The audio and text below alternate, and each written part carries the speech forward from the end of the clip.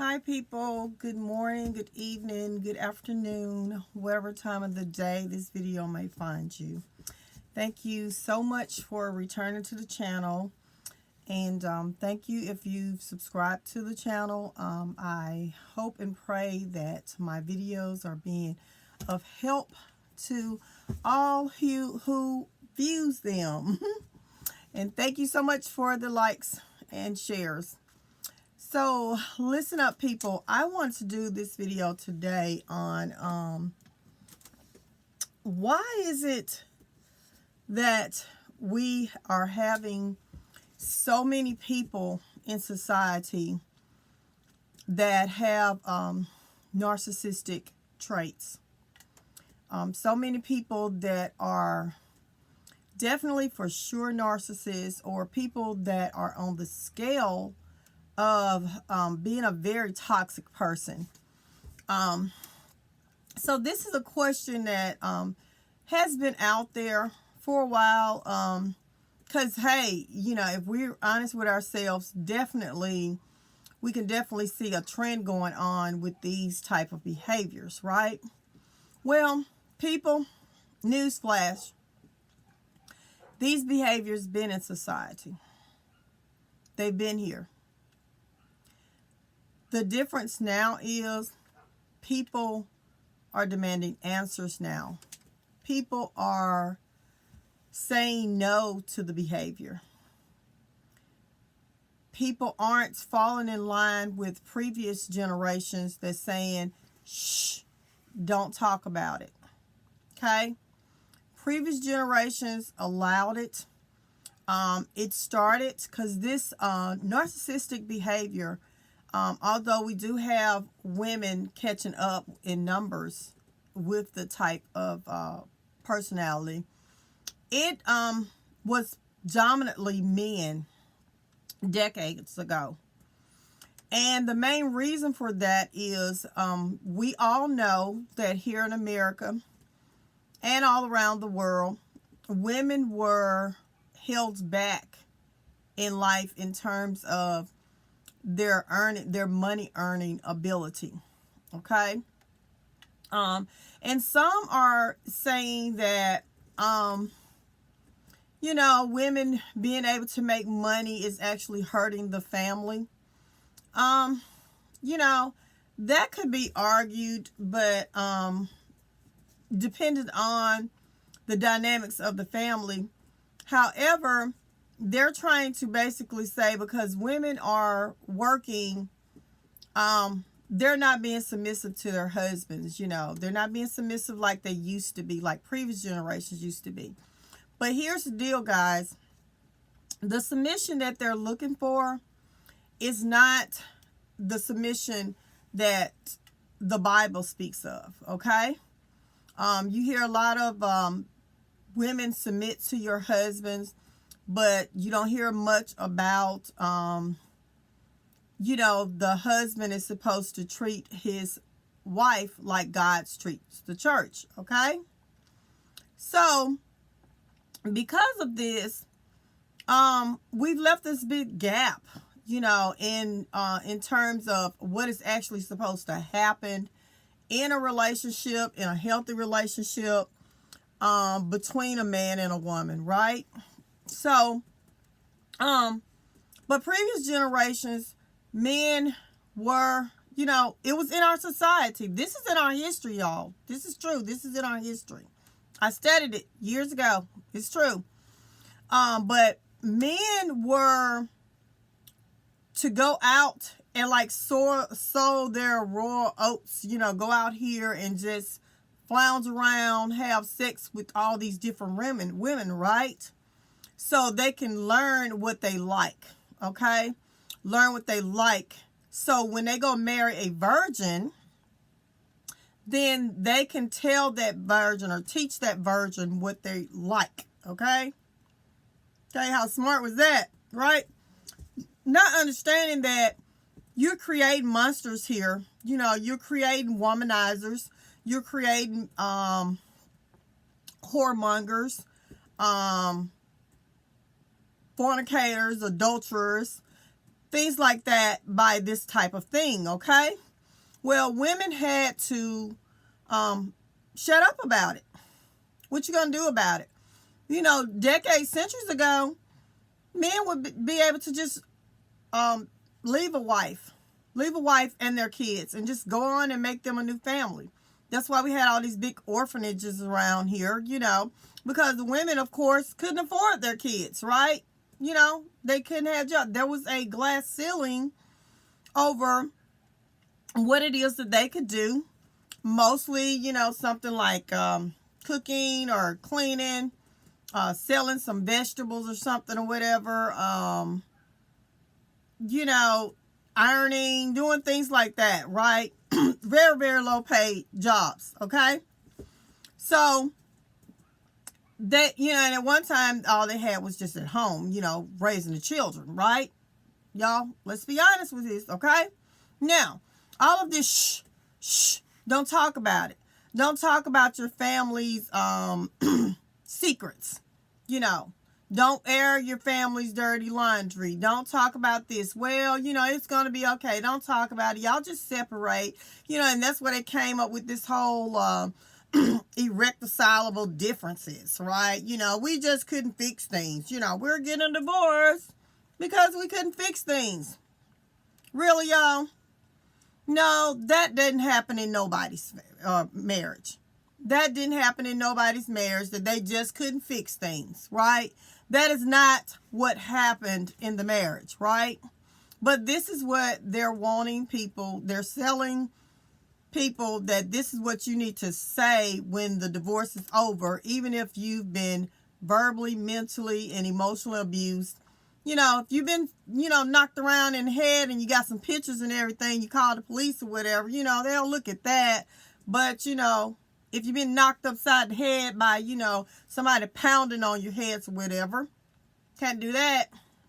Can't do nothing with that. However, if the person that is pounding on your brains, like, you know, giving you emotional, verbal, and mental abuse, if they end up driving you insane, right, you end up having mental issues behind that, then they can actually divorce you for that, right? So they can divorce you if they successfully drive you crazy. However, you cannot divorce them for trying to drive you crazy. Y'all, that's a misogynistic thing, okay? Okay, anyway, what I'm saying is, people, this thing been here. This beast been here. But what it is, we're calling it out now.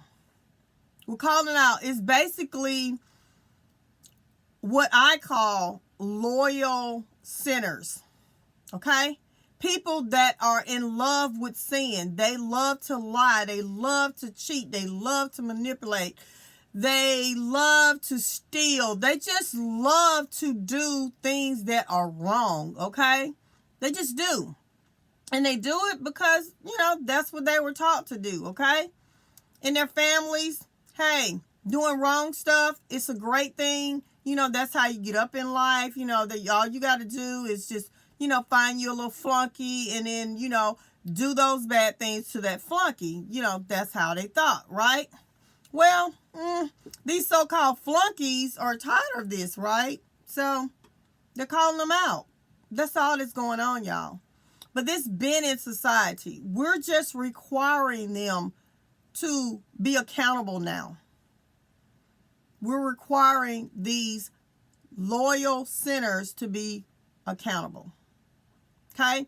These toxic people, these narcissistic people, we're calling all of them out on their stuff. Okay? That's what's going on. And what has happened is because we've had all these previous generations that said, shh, don't talk about it. That's why it's so common in our society.